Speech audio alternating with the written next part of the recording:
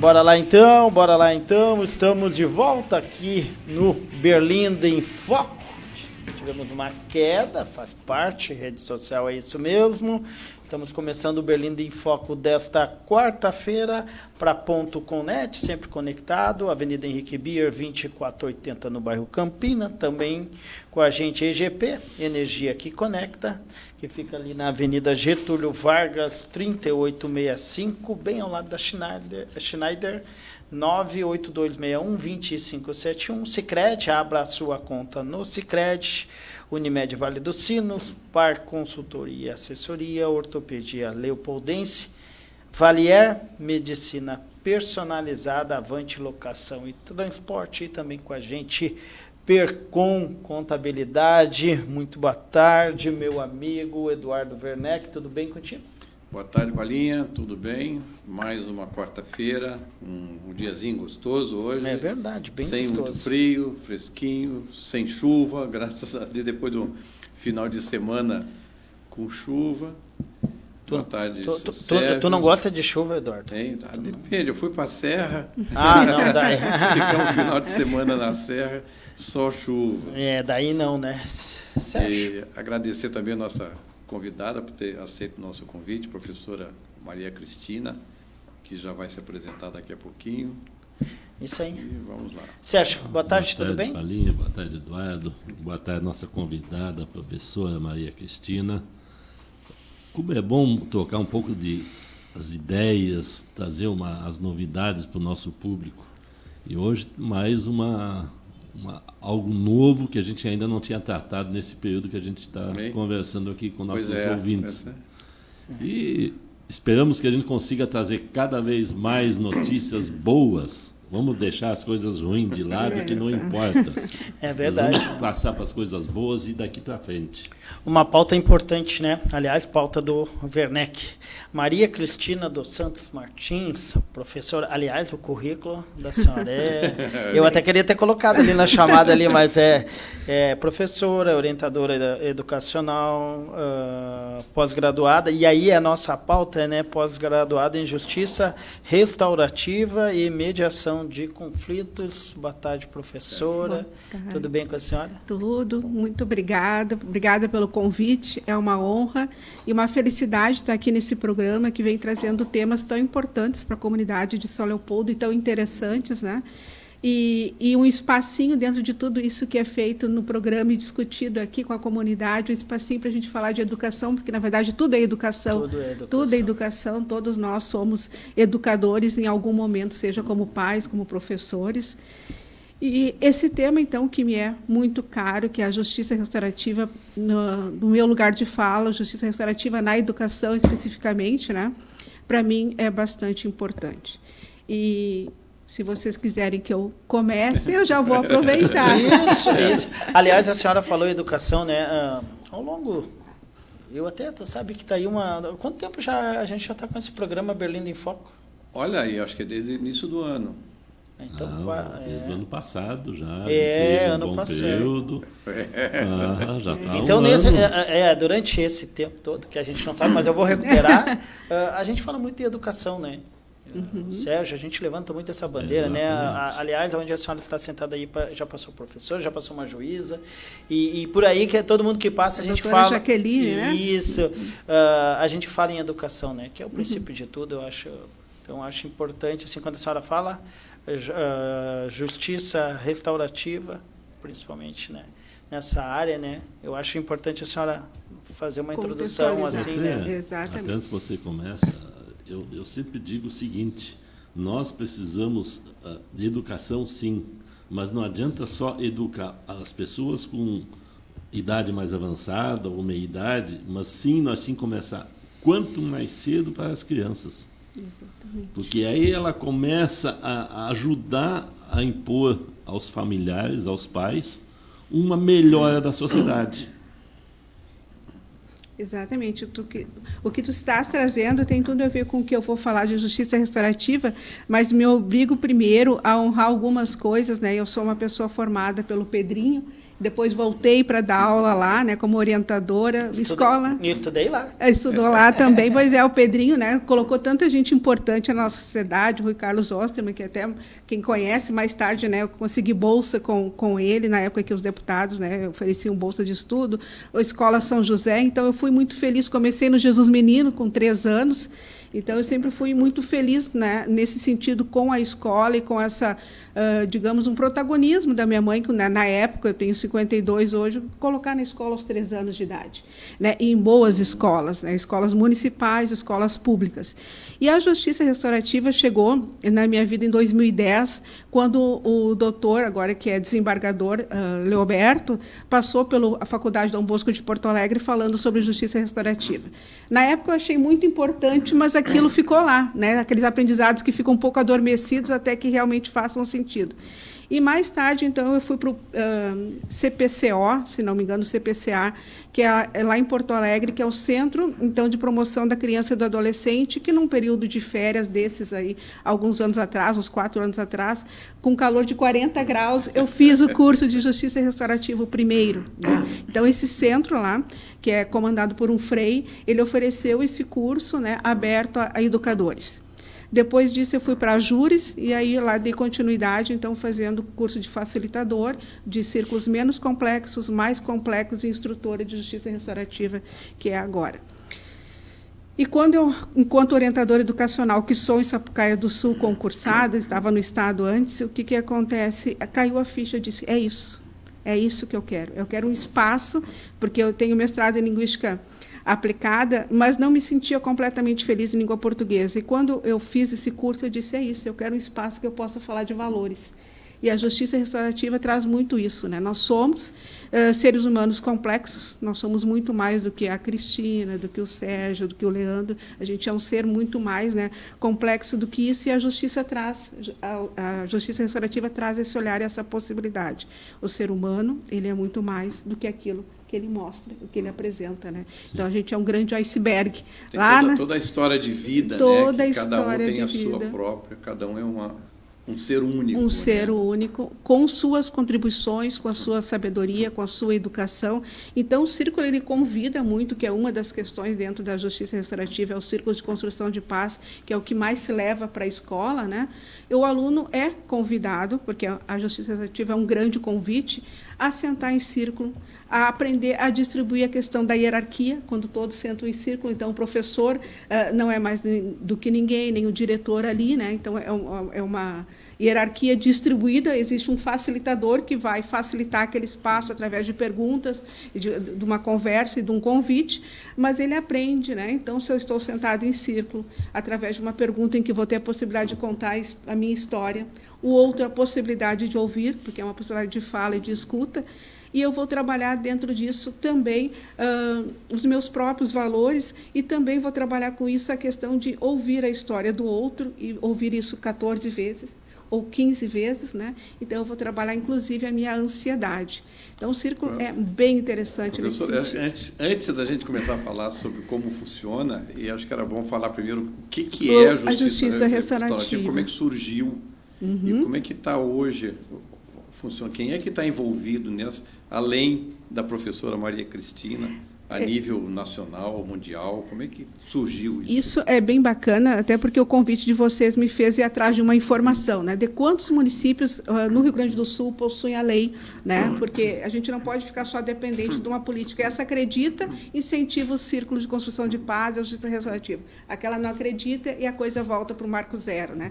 Então, hoje a gente tem 73 municípios com a lei, em torno de 70 municípios com a lei implantada, para que seja desenvolvido, né? Agregando ali a lei anti-bullying, né, junto com a questão São Leopoldo já tem essa lei? Não, São Leopoldo não tem, infelizmente, então, a cidade que eu moro, que eu adoro. São Leopoldo sai daqui para ir para a nossa vizinha. E daí Sapucaia do Sul, onde eu trabalho, não tem a lei, mas tem aberto espaços importantes e tem acreditado. Então, nós vamos para a segunda turma, através da Secretaria de Educação de lá, na nossa secretária Joyce, abriu espaço para que eu fizesse a formação, ainda que não tenha lei. Porque segunda turma de docentes. De facilitadores, que envolve professores professores da linguagem do laboratório de aprendizado, que envolve agora nessa turma, vai ter atendentes. Então, ele é um convite gratuito dentro do meu espaço de trabalho, esse outro vai ser fora do horário de trabalho, mas, enfim, eu me disponho, junto com outro colega, que fez formação pela Júris também, que é do Tribunal de Justiça Facilitadora, a gente oferece esse curso, a primeira turma com 17, essa segunda talvez com 15.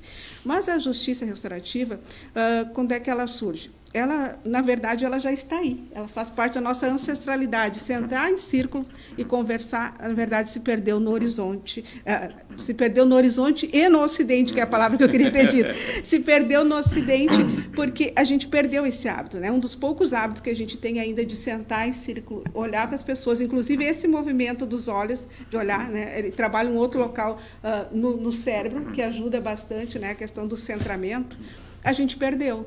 Né? Então, a gente ficou só com a questão do chimarrão, que ainda é aquele espaço em que as pessoas, né, sentam, tomam chimarrão. E com a pandemia veio e cortou tudo. Cortou tudo, exatamente, inclusive nossos círculos presenciais. Mas ele está lá na base indígena da nossa ancestralidade, né? Chegou através do Brasil, através da justiça, entrou, né, através da justiça, com, por exemplo, esse desembargador Leoberto, que trouxe, né, para Porto Alegre, que é grande referência. O boom mesmo, né, da justiça restaurativa em 2012. Mas desde 1970, né, o Howard Zer, que é o teórico que cunhou esse termo justiça restaurativa, ele já vinha trabalhando desde 1970. Então, 50 anos. Foi de justiça restaurativa. Por que justiça? Porque entrou, né, como método de justiça. Na verdade, como é que começou? Lá no norte, né, do Canadá e da Nova Zelândia, nós tínhamos o juiz Barry Stewart, e que se sentiu incomodado, né, com o que estava acontecendo, com o que estava no que ele determinava, né, como pena para aqueles que cometiam algum crime. E ele começou a observar justamente as tribos, né, de como é que eles resolviam. Nós não temos cadeia nas tribos, né, sejam tribos indígenas, africanas, e ele começou a observar ali, né, no norte da Nova Zelândia, no Canadá, como é que isso era colocado. E ele, junto então com a Kay Pranes, que é a teórica que sistematizou o Círculo de Construção de Paz, eles foram, então, nessas tribos, e de lá trazem todas essas contribuições, né, do sentar em círculo, do objeto da palavra, para os casos de sentença lá no Canadá. Né? Então, eles viram, que, por exemplo, o que acontece nessas tribos. Eles sentam, o ofensor e o ofendido, que não é o melhor termo, mas é o termo que a gente tem aqui, né? Sim. O ofensor, o ofendido, o dano causado e aqueles envolvidos na comunidade. E um juiz da tribo para sentar ali e decidir, porque eles também entendem que quando alguém comete um dano, não é só uma falha daquele que praticou, sim, mas de toda uma comunidade que errou com ele também. Todo o sistema, de todo, né, o sistema que errou. Então, eles têm, né, esse hábito, e isso ele achou muito interessante, e eles trouxeram, então, para o socioeducativo essa oportunidade daquele que praticou o dano poder sentar, né, com o seu...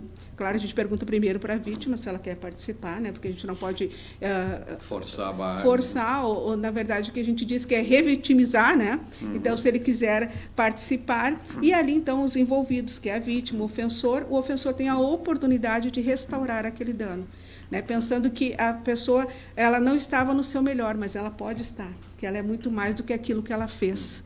Né? Isso, se a gente vai pensar, é uma dimensão pedagógica inimaginável, né, que se perdeu. Porque hoje a gente tem o quê? Fez um dano, eu tenho que afastar e tenho que punir. E da onde a gente tirou essa ideia de que, para que a pessoa seja melhor, se sinta melhor, eu tenho que primeiro fazer ela se sentir pior? Que é o que nós temos nos nossos presídios. Né? Eu faço ele se sentir pior. Tudo bem, existe a justiça lá. Mas o que eu recupero nele enquanto ser humano? Nada. Nada, né? Pelo contrário. Então, por isso que a gente diz que o interessante da justiça restaurativa é estar na escola, porque ela trabalha valores através do diálogo, através do momento de escuta e de fala que eu sou convidada a colocar. Mas eu posso ficar em silêncio. E se eu ficar em silêncio, o meu silêncio também é respeitado, mas eu estou sendo visto. Eu estou ali presente. Né? Então, o silêncio também fala. Então, é por isso que a gente diz que ele é tão importante nas escolas, e aí, o que colocaste antes de levar para as famílias, que existe uma outra forma de encarar o conflito. Então, quando a gente diz, eu quero, isso é para prevenir o conflito. Não, o conflito, no fundo mesmo, a gente não previne, ele existe. Ele existe quando eu escolho uma roupa, é um conflito, se eu venho para cá, se não venho, é um conflito, né? Então, ele existe, mas de que maneira eu vou me colocar frente àquele conflito? Professora, a senhora falando, e eu aqui, né, porque a gente hoje, né, a palavra bullying, uma coisa que nem, né, eu tenho 48, o Sérgio e o Eduardo são jovens lá há mais tempo, era uma, nem a gente convivia, nem convivíamos sim, né, apelido, cabeção, e a gente não, mas era isso mesmo, né? E nós estamos falando de uma justiça restaurativa, a senhora lembrou bem ali, em torno, começou nos anos 2000, 2012, a senhora falou aqui. Mais então, forte. Então, assim, nossa, a gente é uma... Nós 3 passos, pode-se dizer, né? São Paulo, nascemos Sul, agora, né? Brasília. Nascemos agora diante dessa...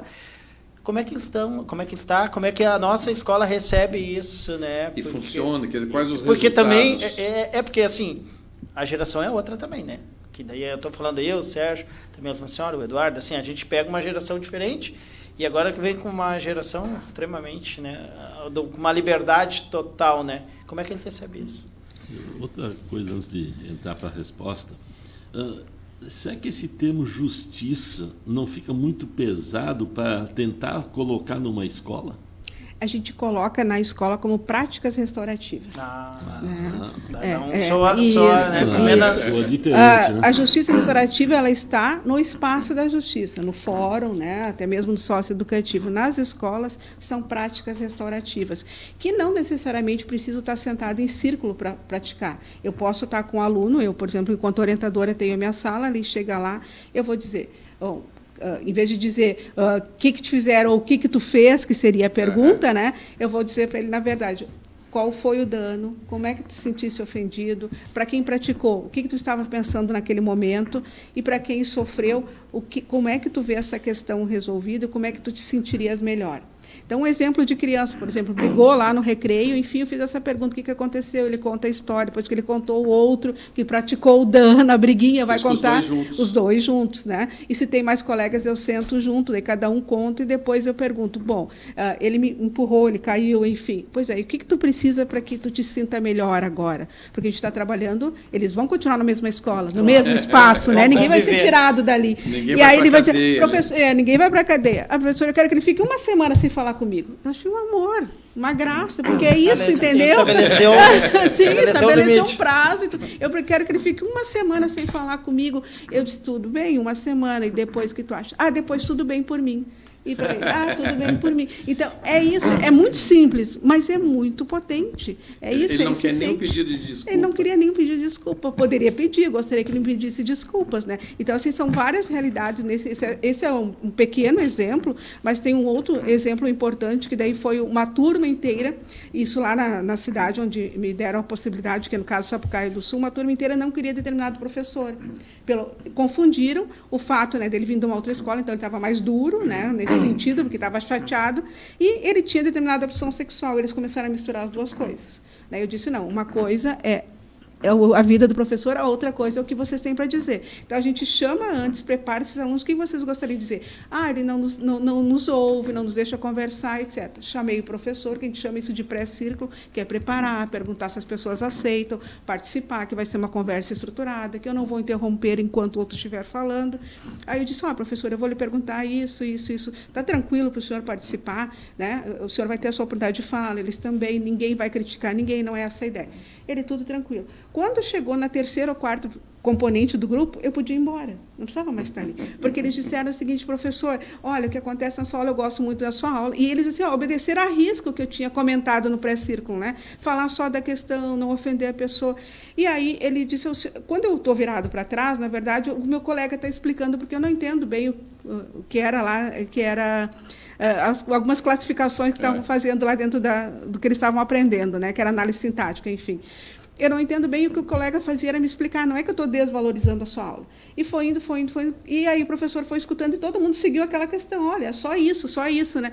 E quando chegou no professor, ele disse, olha, vocês, na verdade, me desculpem, agora que eu estou vendo melhor, eu venho de uma questão que eu estava chateado na outra escola, então eu não me abri o suficiente, e se colocou como ser humano. Então, a justiça restaurativa é isso, é eu me colocar no meu melhor enquanto ser humano, e daí ele foi colocando isso, né? E agora eu entendo, então vocês, na verdade, me desculpem. Gente, foi muito emocionante. Ele disse, vocês, na verdade, me desculpem, porque eu não me abri, né? E também não parei para ouvir vocês. E aí, bom, eu pensei, não preciso mais estar aqui, está tudo resolvido. Mas, professora, e esse limite, assim, porque a senhora propôs, né, uma conversa, que talvez esteja difícil ali, né? Como a senhora colocou de exemplo, assim, mas e o limite, assim, o professor não fica com aquela sensação de, não, se eu abrir isso, eu vou perder o respeito, o controle. Como é que é achar o ponto, né, o equilíbrio? Eu acho que, né, nisso tudo tem que ter um equilíbrio, assim, para não... A gente chama isso de círculo restaurativo menos complexo, mas, na verdade, qualquer coisa pode se tornar complexa, né? Conflito, né? Então, a gente chama de complexo aquele que está mais lá no judiciário, que tu faz realmente, né, o pré-círculo, mas quando a gente percebe na escola que são situações delicadas como essa, e que a gente quer, no fundo, ensinar as pessoas a colocar o seu melhor, sem ser julgadas, a gente chama antes e faz o que se faz lá no fórum, né, que é o pré-círculo, o círculo e o pós-círculo. Então, eu chamo antes e digo para o professor, é uma conversa estruturada, vou fazer essas perguntas, é tranquilo, a gente está tentando resolver essa questão. E, em geral, o que acontece, como tu tem uma sistematização em que, primeiro, tu faz uma atividade, uma dinâmica, uma questão lúdica, depois cada um coloca quais são os valores importantes para estarem naquele espaço de forma respeitosa, depois cada um coloca as diretrizes, que são as combinações, olha, vai falar em primeira pessoa, eu só posso falar de mim, né? O objeto da palavra é o meu momento de fala, enquanto eu estiver com ele, os demais escutam. Então, até chegar nas perguntas, as pessoas já estão no seu melhor. Né? E no caso de bullying... Já se acalma. No caso de bullying, quem faz o bullying, né? Não sei se o verbo é esse, né?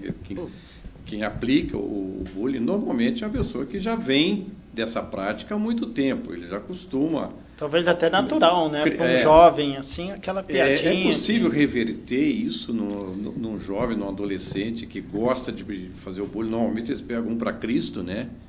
É possível reverter isso? Eu acho bem interessante trazer, né, essa fala e me dar a oportunidade de falar nesse sentido, porque, assim, aquilo que eu pratico, na verdade, é uma dor que está em mim. Né? Eu posso disfarçar de algumas maneiras. Então, o bullying sempre esteve lá, esteve na sua geração, na minha, né? Que sempre fui fofinha lá, também sempre tinha as brincadeiras, mas, de uma certa maneira, a gente encarava de uma outra forma. Essa geração, que é uma geração que diz que é a geração que o Baum vai trazer como a geração, né, dos momentos líquidos, ou seja, tudo é passageiro. As relações são passageiras, né, as questões são passageiras, os interesses são passageiros, eles não batalham mais por uma profissão futura. É para agora, né? É o de agora. É o de agora. Eles também... Imediatismo. Tudo imediatismo, exatamente. É uma geração imediatista. Eles também têm uma intolerância às frustrações, a gente pode dizer, né? Eles não estão preparados, seja pela educação, pela própria sociedade, às frustrações. Então, tudo é muito traumático, né? Alguém me diz alguma coisa, eu vou lá e corto os pulsos, né? Eu começo a me... Então, isso é dessa geração, né? Então, por isso, a importância de levar os círculos nesse sentido, dessas conversas estruturadas em que a gente pode iniciar, por exemplo, foi um grupo que eu levei e que acontecia isso, um menino que praticava bullying, que era bastante violento, e sempre assim, a pessoa violenta, na verdade, tem uma grande necessidade não atendida, de dor, normalmente, que está lá. Então, eu vou praticar aquilo que fizeram comigo. Por mais que eu saiba que é errado... É uma transferência. Isso é do ser humano, infelizmente. Né? Então, a gente reproduz a mesma maldade. E eu passei um filme que, por sinal, era de um homem negro, preso há muito tempo, e que lá, pelas tantas, ele faz, então, esse relato, e que a mãe da moça que ele havia agredido perdoou, foi lá e conversou e quis conhecer a pessoa dele, e aí, em determinados momentos, ele chora e diz assim, pela primeira vez eu conheci o que é o amor, porque meu pai me batia de pau, parari, parará, e essa pessoa, que infelizmente para quem eu pratiquei o dano, me olhou como ser humano. E aí eu mostrei isso, né? E ali naquele grupo tinha um menino bastante violento, que apanha de pau, né? Igual, e que de repente... E aí ele assistiu isso, é um curto assim, de 5, 10 minutinhos, e eu não usei a palavra bullying, não uso a palavra preconceito, não uso eu faço perguntas, mas sem dizer, se vier, se ele entendeu. E aí, quando chegou nele, ele não conseguiu falar. E eu conseguia ouvir a dor dele. Ele ficou em silêncio, porque ele se enxergou naquele menino, e na segunda ou terceira rodada é que ele foi capaz de falar. Então, assim, é importante, né, esses espaços, porque ele dá conta das dores sem que ninguém, na verdade, dê conselhos, que eu acho mais interessante. A sabedoria vem do próprio grupo. Né? É o grupo que diz aquilo que é importante, e é eu, Maria Cristina, Sérgio, Leandro, quem estiver participando, que vai dar o tom de até quanto eu posso contar de mim mesmo. Até quanto eu aguento, né, contar de mim mesmo e quero dividir com esse grupo por me sentir segura, e até quanto... É uma terapia de grupo, no final. E a gente diz assim que ele não é terapia, mas ele é terapêutico. Ele funciona como uma terapia. Ele é terapêutico. A senhora falou segundo ou terceiro círculo, são no mesmo momento ou são sessões várias? Acho que foi 2019, eu ganhei o prêmio em Sapucaí do Sul de Boas Práticas por causa de um trabalho assim. O que acontecia? Eu peguei os alunos, que eram o que a gente chama de evasão simbólica. O que é evasão simbólica? É aquele aluno que ainda está na escola, ele não evadiu completamente, ele ainda está conosco, mas é aquele aluno que não adere. Né? Ele vem de vez em quando, então ele não participa da atividade, ele não sabe o que está acontecendo, os outros também não incluem ele. Então, eu disse assim, o ideal é fazer com todo mundo, mas eu quero esses aqui primeiro, porque esses ainda estão precisando mais e ainda estão conosco, né? Então, eu fiz uma sequência. O que seria? Se eu quero transformar a estrutura emocional de alguém, tem o professor Guilherme Nogueira, que faz pesquisa nesse sentido, que é o neurocientista que dá apoio à questão do círculo de construção de paz, ele traz assim, que quanto mais a gente praticar, mais tu vai conseguir mexer nessa estrutura emocional. Então, o que eu fiz? Que é o interessante a pessoa fazer uma sequência de círculos. Eu, no caso, fiz 5 círculos. Um que trabalhava amizade, outro trabalhava preconceito sem usar a palavra, outro trabalhava família. Então, eu trazia esses temas, esses 5 temas, um deles era bullying, e eles trabalharam isso. Quase todos eles aprovaram. Né? Isso é uma semana? Eu fazia, na verdade, 1 a cada 15 dias, conforme o espaço que o prof abria. Então, o que é interessante numa escola? Começar como eu comecei com os alunos? Não, na verdade, o interessante é começar com as equipes gestoras para conscientizar, enfim. Mas ali foi o caminho contrário. Né? Eu fiz com os alunos, a escola muito grande, não tinha como eles pararem. Né? Então, eu fiz com os alunos, o comentário foi tanto entre os professores, que quando chegou na formação dos professores, que é no meio do ano, eles pediram, faz com nós também, que a gente quer ver como é que é. Fiz com os professores, tinha colegas, né, passando por dificuldades, né, e alguns se emocionaram, enfim. Depois que passou isso, a rede chamou. Então, vem mostrar para todo mundo o que é isso. Então, é uma atividade que ela não dá marketing, mas ela trabalha com o que tem de melhor no ser humano, que é deixar para a sociedade, ou colocar de volta na sociedade, pessoas saudáveis emocionalmente. Eu quero fazer ali, perguntar sobre as famílias, né? Porque quando a senhora vai abordar esse assunto, seja com aluno, professor, claro que o aluno vai levar isso para os pais, né? Mas antes aqui eu quero só mandar um abraço aqui para a Rosane Maria Mendes, que está nos assistindo, a Agnes Diesel, também mandando um abraço a todos, a Tânia, o Ademar, presidente da UDEF, né, o Ademar dos Anjos, né, um abraço para a gente, a Jaqueline, Marisete, a Marli, a Márcia está nos assistindo aqui, mandando parabéns, Cris, por esse lindo trabalho. Professor, assim, eu vou falar de São Leopoldo, né, até já passou por aqui professoras, a gente já fez matéria durante essa pandemia, mesmo sendo escola pública, situações diferentes, realidades diferentes, até na mesma região, né? Sim. Lá em Sapucaí, acredito que seja a mesma situação, assim. Como é que é esse trabalho, assim, alunos, porque daqui a pouco pega uns alunos, né, que tem um tipo de classe social, e aqueles alunos que têm outra situação, e como é que os pais recebem isso, né? Como é que é esse feedback que a senhora está tendo, assim? Talvez não diretamente, mas em relação aos diretores das escolas e tal, nesse trabalho. Dentro da mesma questão dele ali que está colocando, você falou antes, precisaria de lei. Eu estou vendo que lei não seria o problema disso aqui. Isso seria inclusão num currículo escolar. Uma inclusão no currículo escolar que também se desse por lei, no sentido de que a gente teria tornasse obrigatório. Tornasse obrigatória a prática, porque senão tu tem poucos, né? E tu também consegue fazer uma formação de um número de professores que seria o ideal. Né? Ampliava, porque eu posso só ter a formação e ser uma pessoa com postura restaurativa, o que está ótimo também, e eu também posso ser aquele que vai praticar com os alunos, né? Porque a gente pode ser bastante, que a gente chama a justiça retributiva, retributiva, né? Eu posso ser bastante incisivo, hierárquico, enfim, e não respeitar o outro, mesmo sendo um facilitador, né? Então, assim, é uma postura restaurativa que se espera na escola. Por isso que a gente sempre diz assim que o bom é começar pelo gestor. Mas isso nem sempre é possível. Aqui em São Leopoldo tem a associação do bairro Vicentina, que é a Ambave. Né? Na Ambave eu fazia uma vez por mês. Associação dos moradores do bairro Vicentina. Isso. Eu morava no bairro também, agora eu moro no Santo André. Então, eu pedi um espaço, né? E nesse sentido, o presidente foi muito aberto, e eu comecei a fazer lá com as senhoras, né? Quem poderia, no dia da tarde, que eu ia lá voluntariamente. E foi bem interessante, eles andaram pedindo, né? Vamos retomar, porque eram conversas também que elas também traziam, né? As suas dores e como é que nós começamos e contemos, honrando o próprio bairro. Quais são as suas lembranças mais interessantes da vida? Aliás, a Associação Ambave ali é uma bem atuante, muito ligada assim, à sua comunidade. Eu não sei se o Cabeça ainda, o presidente. Sim, é o Cabeça. Que é dali também, né? Isso. Eu até me fugiu o nome de Cabeça, é meu amigo de infância. Eu nasci naquele bairro, então. Eu também falo tanto Cabeça, esquecendo o nome. Mas é o apelido. Tu vê, o meu apelido é Palinha, né? Eu fui pro jornal, daí quando eu assinei a primeira matéria, Juliano Silva, o meu chefe me chamou de. Tá, vem cá. Todo mundo te conhece por Palinha, tu vai assinar Juliano Silva. Quem é? E daí eu disse não. E o Cabeça é a mesma coisa, né? Mas ele tem, né, a comunidade sim, ali abraça algumas causas. Nome artístico. E eles têm uma visão restaurativa que é muito nata. Olha o que a justiça restaurativa traz nesse sentido, né? Primeiro, esse espaço que eles abriram, né, e que as primeiras conversas, que tipo de pergunta se faz? Bom, qual é a lembrança mais positiva, mais alegre, ou mais engraçada que você tem do bairro? Então, tu começa com as suas conexões. E todo mundo tinha. A minha rua era assim, eu brincava com não sei quem, e por aí a gente começou algumas conversas, né?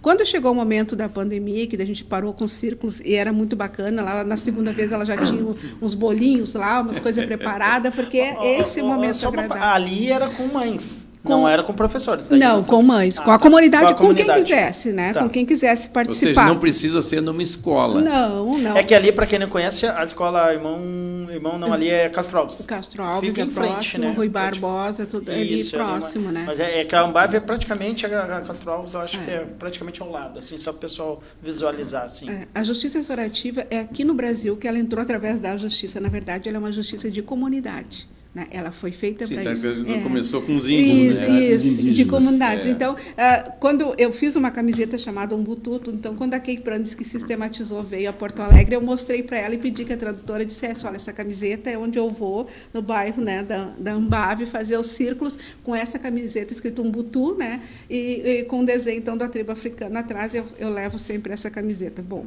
e daí eles têm aquelas feiras grandes, lá eu comprei uma boneca representativa, e no dia que eu fui, então, fazer o círculo, eu disse, olha, essa boneca é de uma feirante daqui. E aí eles acharam tudo bem bacana. O que aconteceu no momento de pandemia é que eles começaram a fazer lives, né, valorizando as ações do próprio bairro, os feirantes do próprio bairro, as pessoas do próprio bairro. Isso é ser restaurativo. Né? Então, é uma comunidade que se coloca restaurativa, diz, olha, nós temos essa pessoa que vende lanche, nós temos essa que vende roupas, e começou a fazer lives com isso. Então, pensar a minha própria comunidade, de que maneira ela pode se colocar melhor, isso é ser restaurativo. Não necessariamente ser... Aliás, professora, nesse momento difícil, que logo que inicia essa pandemia, que começa as doações, solidariedade, essas pessoas, como elas se enxergam? Exatamente. Elas são as que mais... o Ambave fez ali vários eventos e outras associações, né, que se enxergam e vão lá e ajudam, né? E se a gente vai pensar o que é uma sociedade, se não, a pandemia trouxe isso, né, o encontro com o outro. Eu consigo existir sem o outro? Não, mostrou claramente para nós a pandemia de que isso não é possível, né? Então, eu preciso desse espaço. Todo mundo correu para as videoconferências, qualquer que fosse, para continuar se sociabilizando. Exato. E quando foi pedido, desculpa, só para que eu viesse, né, a falar em alguns espaços sobre o pós-pandemia numa escola e como é que seria uma escola restaurativa, seria essa, né? O que é uma escola que sente? Uma escola que sente ou que é restaurativa é aquela que, desde lá da entrada, né, a gente já tem lá um espaço que os pais possam colocar suas reivindicações, é aquela que tem um mural dizendo onde é que são mais baratos os atendimentos psicológicos agora nesse momento de retorno, né? É aquela que tem naquele mural lá. Aliás, tem uma escola agora recebendo um prêmio internacional. Isso. daqui de São Leopoldo. Os pais para ajudar. Para ajudar, exato. Acho que isso aí é mais importante. Claro, ainda. Quem são os pais daquela comunidade que, de alguma maneira, prestam algum serviço, que estão se colocando à disposição. Então, é o círculo, mas é todo um pensar restaurativo dentro de uma escola desse espaço, né? Então, é ouvir as pessoas, é oferecer os círculos para os pais. Então, essa foi uma das várias vezes que me chamaram agora no pós-pandemia, do como é que se pensa uma escola restaurativa no pós-pandemia. É abrir espaço para que os professores falem das suas dores, para que os funcionários, as senhoras da merenda e da limpeza possam falar de como é que elas entenderam o luto, porque o luto não foi só as pessoas que morreram, mas tudo aquilo que se perdeu, que se deixou de viver, são os lutos, né? E o que nós vamos perder ainda, né? E que nós vamos perder ainda, que dizem que vai ter um efeito, né, daqui a 20 anos ainda para esses adolescentes, em termos de depressão, de tantas outras coisas. Nós vamos levar 20 anos. Aí é um desafio, né? Um desafio grande. E eu reforço aquela... Porque a gente fala, quando a gente senta nessa roda, existe uma classe, né? uma média de idade para tentar, porque pode ser também para os pequenos e tal. E daí eu faço a pergunta, e os pais, porque daqui a pouco aquele pequeno não entende. E daí leva para o pai. E já houve situações que a senhora recebeu um familiar, um pai, uma mãe, que dissesse não, que não gostasse, não. Até não houve. O que houve, que é interessante dos pais que tu me traz, foi um convite, daí porque a escola era muito grande, do outro lado, né, nós tínhamos lá uma sala, então, dos alunos atendidos da necessidades especiais, a sala do AE, né, Assistência à Educação Especial, e as professoras de lá disseram: a gente gostaria que tu fizesse com as mães desses alunos, que são mães que sofrem um grande luto, né, quando descobrem que vão ter um filho que vai precisar tanto dela e de todo o amparo.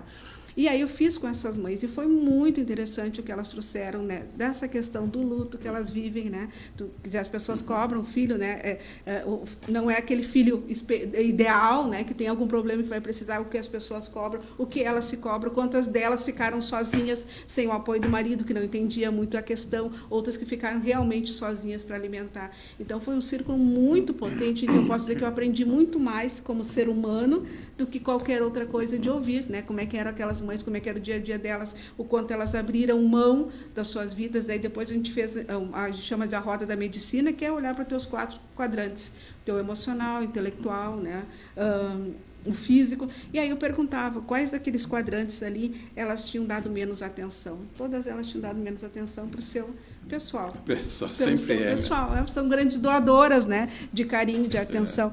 Então, foi uma roda muito potente. Daí foi convidado para uma outra escola, que não era minha, também, para fazer essa mesma prática com as mães da educação especial, né, para que elas falassem das suas necessidades, das suas dores, e o quanto cada uma se apoiou na outra. Mas eu também vivi isso, né, eu também não tive esse apoio, eu também tive aquele outro, eu também busco tal local. Então, é isso, né? Quer dizer, não precisa ninguém dar o conselho. A sabedoria está ali, na junção. Na troca, né? O que eu falei da escola aqui, acho que isso tudo a ver com o que a gente está falando aqui, é o projeto da Chico Xavier, chamado Tudo que Temos é Isso, uns aos outros. Da diretora Jussara. A Jussara, exatamente, eu conheço. Então, são essas escolas, né, que propiciam, por exemplo, a Jussara, que é o espaço que eu também conheço lá, o quanto ela deve ter de mães, né, violentas. Que dizem, tem uma região, né, a gente sabe ali na Santos Dumont, ali na Vila Braz, ali é uma região realmente difícil, e ali precisa realmente administrar os conflitos, porque não só dentro da escola, mas, né, fora, eles vêm para a escola, né? Da escola. E daí o que acontece? Lá a comunidade é violenta, as pessoas são violentas. Mas se a gente vai pensar como lá nessa escola, que é muito parecido com o da Chico, né, que existe uma comunidade que a grande maioria mora lá através da ocupação, quer dizer, eu levanto o meu pé, eu tenho que estar brigando a todo tempo pelo meu espaço, né? A cerca que vai mais para cá, meu filho que vai invade a rua lá. Então, o que acontece? Essa mãe vem para a escola, e a maneira como ela entende o amor é assim. Eu vou defender se alguém bater no meu filho, eu vou lá, vou bater na professora e nos colegas, né? Então, ela entende o amor dessa forma. O que cabe a nós?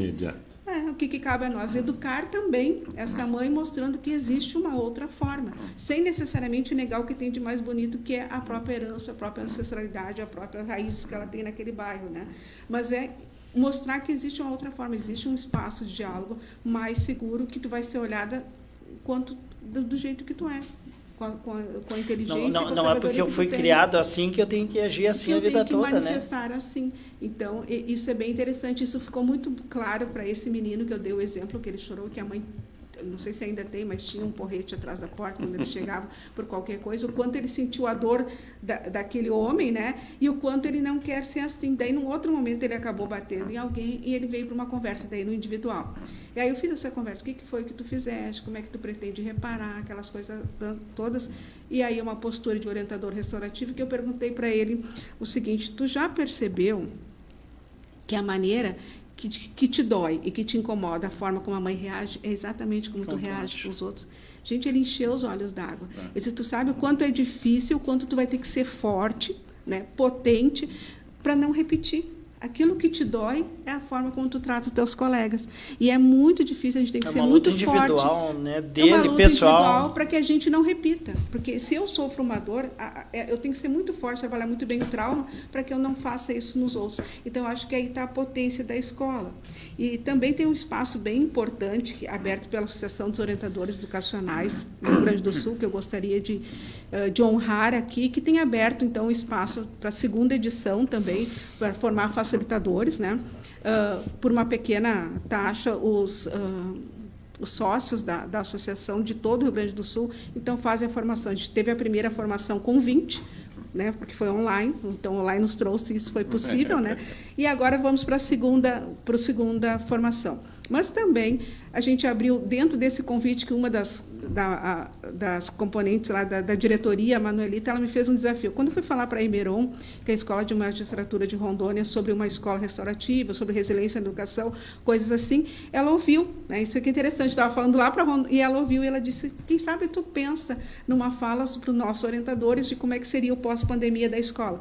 E nela fazer isso, uma dessas falas se transformou nesse curso atual, que tem todos os sábados e vai para a 3ª edição no ano que vem, e que é o gerenciamento, o educador e as práticas restaurativas, o gerenciamento das emoções. E lá eu convidei pelo menos 20 participantes, colaboradores, em que eles falam de CNV, eles falam de narrativas traumáticas, eles falam de meditação, e lá, pelas tantas, no final, eu falo de justiça restaurativa. Então, eu convido o juiz, convidei o promotor Sérgio, do Pacto Lajeado pela Paz de Lajeado, para falar para os professores. A fala dele foi a justiça e a escola, né? Uma discussão necessária. Então, porque, né? Quer dizer, quando a escola não der certo, onde é que as pessoas vão parar? Na frente do juiz. Então, esses movimentos, assim. Professor, e passa rápido, gente. 14 horas e 21 minutos, né? É rapidinho. A Márcia está colocando aqui, é até interessante, né? Se esse trabalho que a senhora faz, né?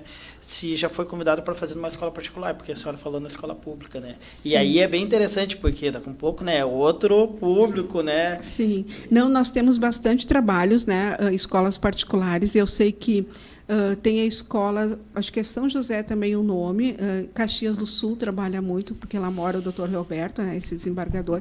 Então, a escola de lá, eu sei que trabalha bastante círculos, escolas de Porto Alegre também trabalham círculos, e a Faculdade Dom Bosco de Porto Alegre, onde eu já trabalhei, tem um núcleo de justiça restaurativa dentro da faculdade, né? Então, também, alguns grupos, por exemplo, um grupo lá da Bahia pediu que se aplicasse com alunos do direito, né, que a gente fizesse um círculo para que eles experienciassem, né, no início da disciplina de justiça restaurativa.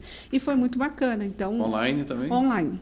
Então, eu tenho feito muito essas parcerias bem bacanas, né, de fazer também Mato Grosso. Uma colega pediu, né, que se fizesse, ela queria fazer com os funcionários da Justiça Federal, então a gente fez o roteiro, também fez online, né, eles também gostaram bastante, então isso tem acontecido. Então, esse doutor Rodrigo também, que é um outro juiz da Bahia, que é facilitador e é restaurativo, enfim, tem a formação, foi para uma faculdade, que ele pediu, né, eu quero pessoas para ajudar a fazer, porque nós precisávamos ter vários facilitadores, porque o grupo era grande. Claro. Quando esse curso ocorreu agora sábado, ele fez a fala para nós, né, então, da justiça sistêmica, que é uma outra coisa que a justiça está trazendo também, né?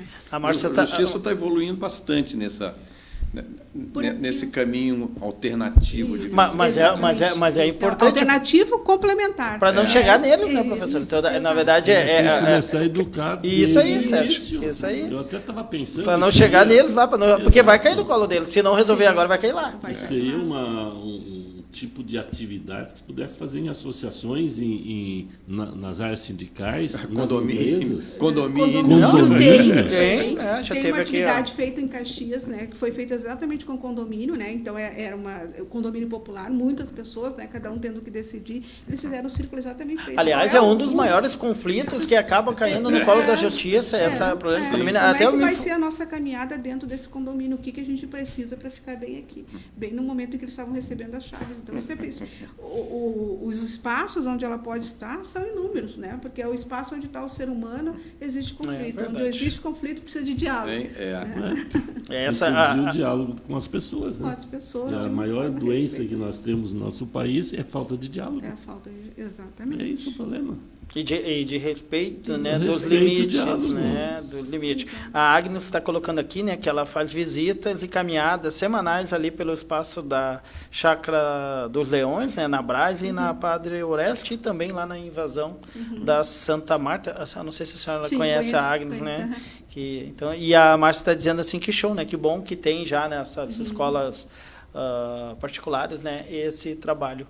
Sim, eu acho que até o São José aqui também já fez uma atividade que uma vez eu vi no Facebook. Depende dos facilitadores que vai entrando. A Guarda Municipal, eu sei que de São Leopoldo já foi feito, porque eu me lembro um momento que foi pedido no fórum de São Leopoldo para que fosse feita uma conversa, porque a Guarda Municipal também, principalmente a municipal escolar, que está diretamente com o aluno. Como é que eu abordo esse aluno? Né? Então, uma abordagem restaurativa é outra, né? É uma diferente de eu empurrar no muro, encostar e revistar, do que eu estar dizendo, né? Do que tu precisa, o que está acontecendo. Até porque os jovens de hoje são mais atrevidos, né? Não é aquela coisa assim, tudo isso...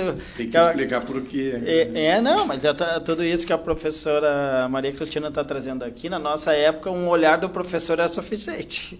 Mas também não respeitava, né? Mas também tinha palmatória atrás da porta. Não, pois mas daí é aquela coisa, né? Não respeitava também algumas situações, né? Era um mundo diferente.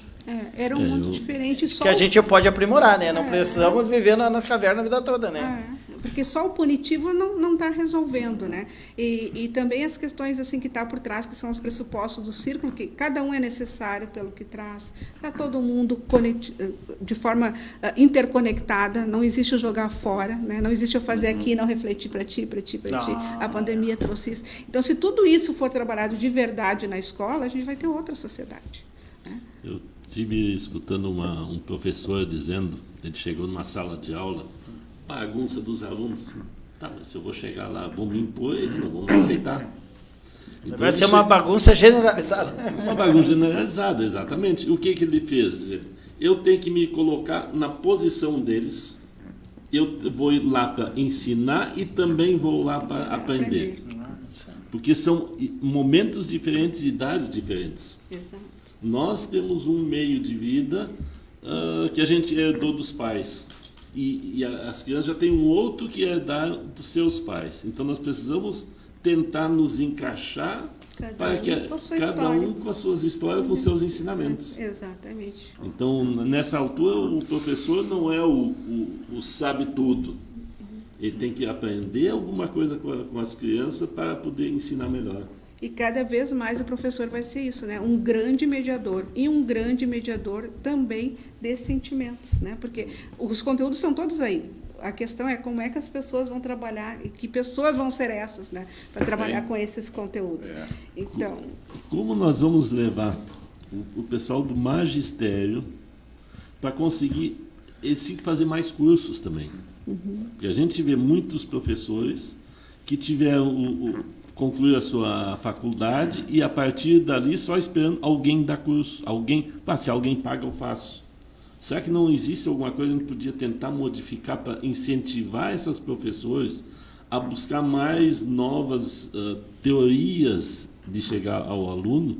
Porque tudo mudou. Habilidades, né? Habilidades? Eu acho que isso aliás, o professor, como todos, né? Mas já que a gente está citando professores, né? Essa pandemia, esse mundo virtual, está aqui um homem de TI, né? Foi um grande desafio que o professor, que pegou muito professor assim e sacudiu, e o professor, eu acho que deve ter professor que pensou em desistir ou desistiu. Sim. Porque não conseguiu dar uma aula porque tomou não estava preparado. Até não tinha tecnologia. Não tinha, a gente viu várias cenas assim de professor. Eu tenho um amigo que me falou, ele teve que comprar os equipamentos, porque o que ele tinha não dava conta. Ele teve na minha área de trabalho, todo dia é um aprendizado, todo dia é uma lei nova. E tem que ser aplicada. Então não adianta eu querer ficar olhando aquilo que saiu de lei se eu não vou me aperfeiçoar com os demais colegas também, né? Eu acho que por trás disso tudo, a gente tem sempre olhar de forma ampla, né? Sim, como diz que vem da comunicação não violenta, a girafa, né? Quer dizer, já é o símbolo porque ela olha de forma mais ampla. Eu acho que por trás de tudo isso está a questão da autoestima, né? Então, o aluno não aprende com autoestima baixa, nem vai aprender se chegar com fome, né? Nem vai aprender se na noite anterior a mãe apanhou, né? Aconteceu alguma coisa nesse sentido. Então, o que o professor tem que fazer? Ele tem que criar vínculo. Eu só vou admirar, ouvir e aprender com aquele que eu tiver algum vínculo. Então, o Círculo de Construção de Paz ele é um grande espaço de criar vínculos, né? De respeitar a história de cada um, de respeitar o que cada um traz. Por trás do professor, eu também acredito que esteja essa autoestima. Então, assim, espaços... Há pouco tempo fui convidada para fazer a formação para toda a rede de Alvorada. O grande tema, né, que ela pediu, claro, justiça restaurativa, questão, mas o primeiro tema que eu quis colocar lá é autocuidado e autoconhecimento. Então, se essas pessoas, né, não se sentem e não estão bem, eu também não vou aprender, eu também não vou buscar. Claro. Então, por trás, há necessidade, eu tenho brigado muito, quanto educador, nesse sentido, que as formações sejam para falar de gente falando de gente, ou seja, as formações têm que ser para esse ser humano que está ali. Né? Se o psicólogo que trabalha a vida toda com pessoas, e lá pela Santos ele tem que ter alguém, né, para ouvir, o professor que trabalha com várias realidades, né, porque é o aluno, daí tu vai pensar, cada aluno, os pais, e cada pais, os tios e os avós. Então, o aluno traz tudo isso, toda essa influência. Então, o professor é um grande administrador, digamos assim, de pessoas. Um imã, traz de pessoas. Tudo. E que lugar, em que espaço esse professor está sendo ouvido, em que momento está se abrindo espaço para isso. Então, eu tenho valorizado muito e honrado muito as SMEDs, as escolas que estão abrindo espaço para as pessoas se ouvirem. Né? Não adianta dizer assim, não quero ouvir aquela dor, aquela reclamação, aquele luto daquele professor, mas em algum lugar vai estourar. Né? As dores não somem, o pessimismo não some, a falta de autoestima não some, só aumenta. Né? Então, em algum lugar precisa haver esses espaços de fala, de escuta, para que eles possam olhar para eles e, inclusive, daí, em algum momento, depois de falar das suas dores, suas angústias, repensar a sua caminhada enquanto educador, que passa por mais formações, por outras coisas mais criativas que eu tenho que fazer, e assim por diante. Então, as formações que são oferecidas estão muito voltadas em complementar conteúdos do que, na verdade... complementar a pessoa. Lapidar almas, né? Complementar pessoas, oferecer. Ali não são robôs, né? Que estão ali, né? Para não é sentimento e não separa, né? Seja aluna, seja alunos, né? Professores não deixa na porta da escola assim. Agora o meu problema vai ficar aqui, a minha família vai ficar não. Entra tudo. É um combo. É um combo, exatamente. É um combo um grande combo, muito bem colocado, né? Dos alunos, dos pais, aquele aluno vem com o combo dele, né? E daí junto vem alguma pandemia. Exato. E daí junto vem uma pandemia que daí terminou. E agora voltando, né? Eu estava vindo para casa, agora estava vindo para cá para a rádio agora. E eu vim olhando as crianças chegando na escola. Nossa. Uma coisa que a gente não via há 2 anos, anos. Os pais trazendo as crianças para a escola. Achei legal. E o quanto eles estão carentes, né? De convívio. De convívio. E os pais também aprendendo como não é fácil. Isso, Sérgio. Valorizando o professor. Exatamente. Assim, tem certas coisas que precisam uma pandemia, né? Eu sempre me lembro disso, assim, que no primeiro momento família, né? A gente se afastou de tudo, né? Até da família. Né? Isso mostra, assim, automático, né? Valoriza a família, né? Porque daí, assim, tu não conseguia chegar perto, quem tinha os pais mais idosos, não se aproximava. Minha mãe ficou 1 mês. Eu me lembro um dia que ela me ligou chorando, mas eu tinha dito para ela, quem sabe tu veio para cá, parecia uma guerra, né? Ou era uma guerra, né? Era uma guerra. Sim, contra os efeitos dizem que então, os assim, ela teve um dia que ela começou a chorar, assim, eu disse, puxa, mas eu tinha te convidado, e eu não queria estar lá, porque, né, eu estou na rua, entrevisto um, entrevisto o outro e tal. E eu estou falando do meu exemplo, mas tem N exemplos aí, né? E o professor, ele também, assim, teve que, né, se afasta do aluno, se reinventa, e ficou claro isso que o professor, o pessoal da saúde, nós devíamos valorizar mais, sempre mais. E precisou isso para nos mostrar como uma família. A pena que daqui a um ano não se lembra mais de nada. Né? Temos essa cultura também. E para onde vão todas essas emoções, né? Vai embora. Acabamos esquecendo. Bom, 14 horas 33 minutos, professora Maria Cristina dos Santos Martins. Olha, ficaríamos aqui, eu acho que... Aliás, as nossas entrevistadas, assim, entrevistados têm rendido bastante, a gente tem aprendido muito, assim. Parabéns pelo trabalho, realmente dá uma clareada aqui, tem que vir mais vezes para ampliar, assim, que é um assunto bem pertinente. Tanta coisa que se faz por aí, né, que as pessoas não têm conhecimento do que está acontecendo. Eu acho que... E parece simples, né? Tentar colocar em círculo o problema de todos e sair dali com uma solução parece fácil, mas não é. E o quanto é importante o facilitador, e eu mesma, nesse sentido, que há pouco tempo eu andei fazendo um círculo também com colegas, enfim, em que uma pessoa, né, não era um momento, mas para te ver como é de cada um, né, de cada um. Foi uma pergunta, assim, mas ela veio trazendo uma questão pessoal, familiar, de herança, e de repente chorou, e ela mesma disse, eu acho que era vocês que eu precisava para me ouvir. Não era minha casa, não era... Então, esse é interessante do círculo. A população está com uma carga, né? A gente está assim, isso vai emocional, né? Exato.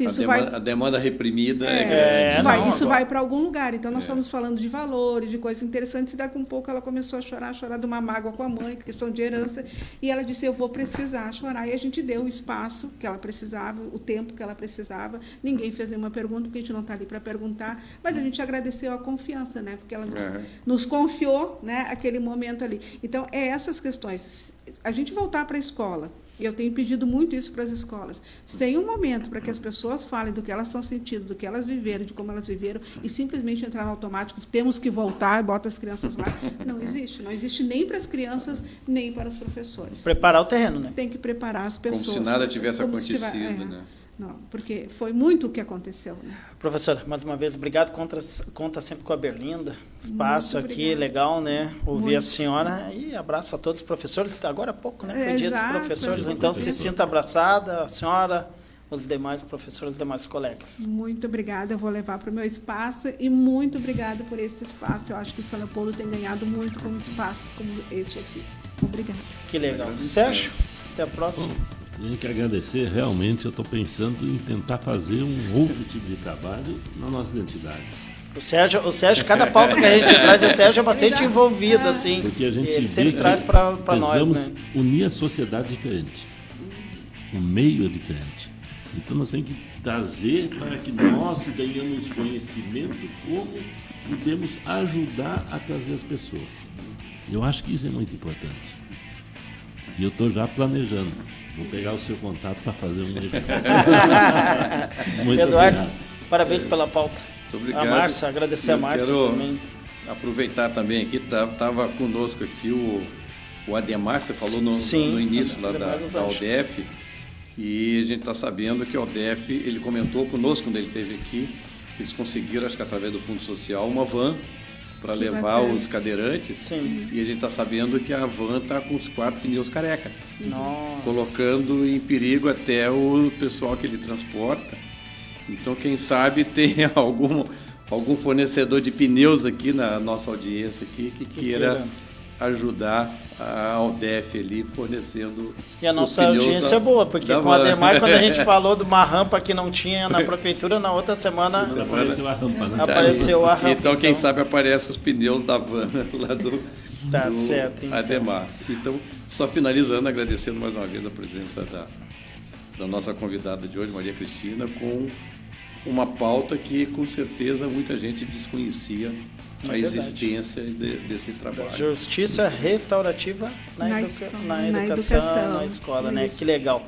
Bom, a gente está fechando o Berlinda em Foco desta quarta-feira para Ponto Connet, sempre conectado, EGP, Energia que Conecta, Sicredi, abra sua conta no Sicredi, Unimed Vale dos Sinos, Par Consultoria e Assessoria, Ortopedia Leopoldense, Valier, Medicina Personalizada, Avante Locação e Transporte, e também com a gente a Percom Contabilidade. Voltamos na próxima quarta. Tchau, tchau.